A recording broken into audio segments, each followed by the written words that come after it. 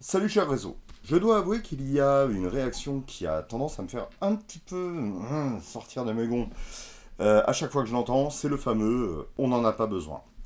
De la cybersécurité, bien entendu.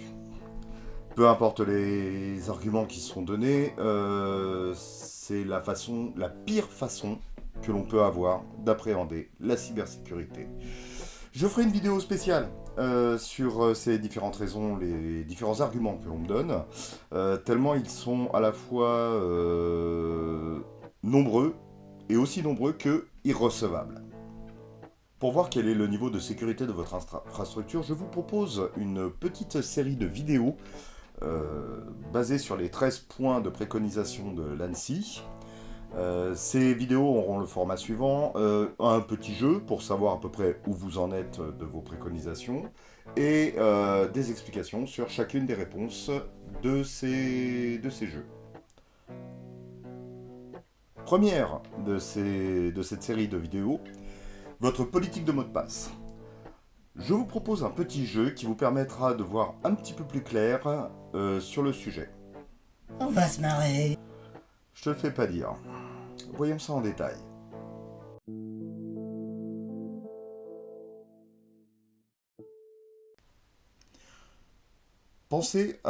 Au mot de passe de votre messagerie ou de votre session système, c'est-à-dire celui qui vous permet de vous authentifier auprès de l'ordinateur. Et je vais vous donner 10 affirmations. À chaque fois qu'une de ces affirmations sont justes, vous allez marquer un point. Bien entendu, si elle est fausse, vous ne marquez pas de point. Plus vous gagnerez de points dans ce jeu, bien entendu, et plus votre gestion de mot de passe sera propre. Je mets des guillemets à propre parce que malheureusement, ce sont des conseils assez génériques et on peut avoir certaines personnalisations à faire selon votre cas particulier. Attention, vous êtes prêts? C'est parti. Première affirmation, il n'est écrit nulle part. Ni sur un carnet, ni sur un post-it, ni dans un document de traitement de texte, un tableur ou un bloc-notes. Je mets un petit bémol par rapport à cette affirmation concernant les coffres-forts numériques. S'il est à l'intérieur d'un coffre-fort numérique, vous gagnez quand même le point. Deuxième affirmation, vous ne l'avez pas enregistré sur votre navigateur. Eh oui, ça arrive encore.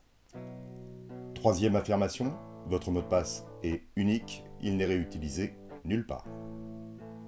Quatrième affirmation, il contient des lettres majuscules, des lettres minuscules, des chiffres et des symboles. Oui, je mets tout ça au pluriel parce que une majuscule, une fois qu'on l'a trouvé la majuscule, comment dire, on s'attend à ce qu'il n'y en ait pas d'autres. Cinquième affirmation, il n'a pas de signification évidente. Je vous mets en dessous là un mot de passe qui pourrait être considéré comme pas mal, mais comme vous pouvez voir, on peut lire quelque chose. Donc ça, c'est une signification évidente. Sixième affirmation, le premier caractère n'est pas une majuscule. Septième affirmation, le dernier caractère n'est ni un chiffre, ni un symbole. Huitième affirmation, les chiffres ne vous servent pas de compteur. Là, j'explique un petit peu. Vous avez un mot de passe qui a une sorte de partie constante. Et en dernier, vous faites un incrément pour le changement du mot de passe. Ça, vous ne marquez pas de point. Neuvième affirmation, j'aurais peut-être même dû commencer par là. Il fait au moins 13 caractères. Et enfin, dixième affirmation, vous changez votre mot de passe au moins une fois tous les 3 mois. Très bien, ce petit jeu étant terminé, nous allons maintenant passer à la correction et aux explications. Pour ce jeu, je vous ai demandé de penser à votre mot de passe de messagerie ou à votre mot de passe de session. Pourquoi le mot de passe de messagerie? C'est parce que c'est le mot de passe très certainement le plus important qui existe. Tout simplement parce que quand vous vous inscrivez sur des sites marchands, sites professionnels ou autres, on vous demande bien souvent de rentrer comme identifiant votre messagerie. Et la fonction mot de passe perdu vous envoie un mail de réinitialisation. Si quelqu'un a accès à votre messagerie, il aura donc forcément accès à l'ensemble des comptes que vous avez ouverts sur Internet. Alors, la première affirmation était « il n'est écrit nulle part ». Le gros problème d'écrire son mot de passe quelque part, c'est que vous ne pouvez pas sécuriser une feuille de papier, vous ne pouvez pas, ou très peu sécuriser les fichiers de type traitement de texte ou tableur, et c'est pour ça que j'ai mis un petit bémol sur les coffres-forts numériques, parce que c'est une bonne solution pour pouvoir renseigner ces mots de passe sans pour autant les mettre en danger.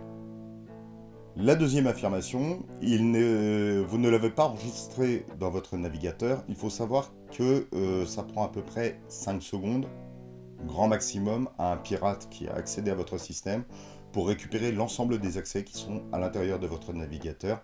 Et malgré ce que vous disent les différents éditeurs de navigateurs, ces renseignements sont assez peu sécurisés et assez faciles à casser. Troisième affirmation, c'est un mot de passe unique, il n'a pas été réutilisé. Bien entendu, un mot de passe type ouverture de session qui vous authentifie ou mot de passe de messagerie, c'est quelque chose de très critique, donc doit être unique. Quatrième affirmation, il contient des lettres majuscules, des lettres minuscules, des chiffres et des symboles. Il est très important de diversifier l'ensemble des caractères d'un mot de passe pour des raisons très simples et évidentes. C'est que la plus commune des attaques s'appelle le brute force, et plus vous le complexifiez avec des majuscules, des minuscules, des chiffres et des symboles, plus il sera compliqué à casser avec un brute force ou de toute façon avec un dictionnaire. Cinquième affirmation, il n'a pas de signification évidente. Il y a un langage qui existe depuis les années 90 qui s'appelle le Cowboys, qui a pour vocation de changer le A en arrobas ou en 4, le E en 3, le I en point d'exclamation ou en L.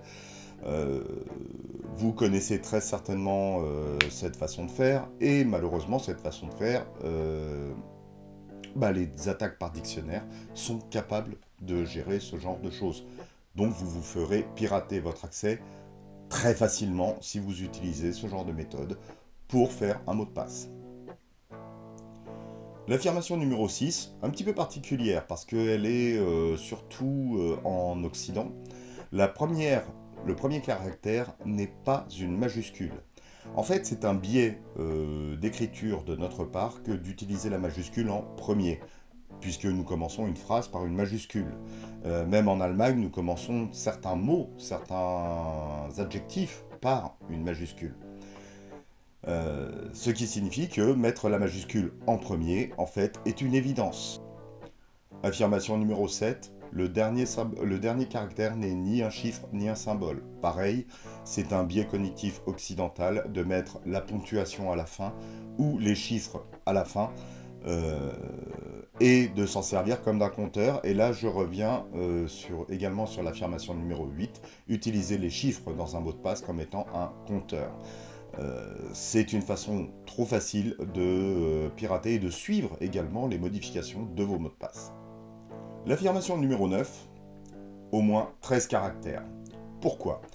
La plupart des sites à l'heure actuelle vous en demandent 8. Il faut savoir que 8 caractères, ça prend très peu de temps à casser. Sur un cryptage type fichier zip, c'est même instantané. Le 8 caractères est cassé de façon instantanée avec la puissance des ordinateurs que nous avons à l'heure actuelle. Sur un site internet, c'est une sécurité qui ne tiendra pas bien longtemps. Donc si vous faites un minimum de 13 caractères, déjà, il va falloir qu'il teste au moins de 8 à 12 avant de pouvoir passer votre mot de passe. Et enfin, 10e affirmation, vous changez votre mot de passe au moins une fois tous les 3 mois. Ai-je vraiment besoin d'expliquer pour quelles raisons il est nécessaire de changer fréquemment son mot de passe ? Voilà, nous venons de faire le tour des 10 préconisations de l'ANSSI concernant la politique de mot de passe en entreprise ou même de façon privée. J'espère que cette vidéo vous aura été utile et en attendant, soyez vigilants, protégez-vous et à bientôt.